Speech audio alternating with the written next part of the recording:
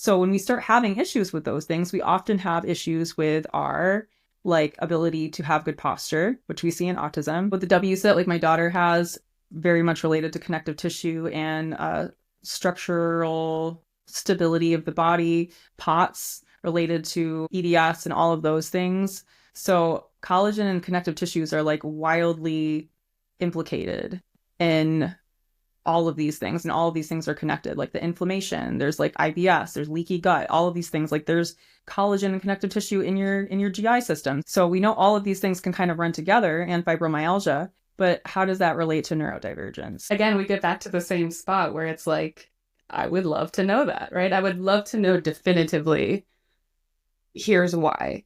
But some of the things that we look at is this concept of like autonomic dysfunction or dysautonomia, or ways in which the sympathetic nervous system is affected by either dysfunction or differences in the way that connective tissue works in our bodies. So, for example, right, we look at POTS.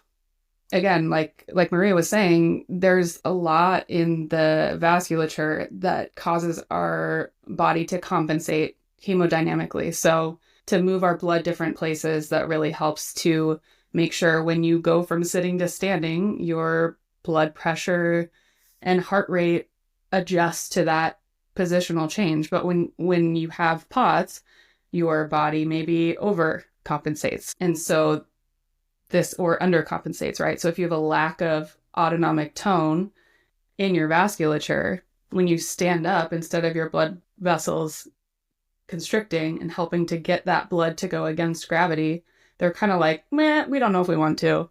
And so then your heart is like, I got to figure out how to get the blood where it's going. And so that's how we see the tachycardia, right?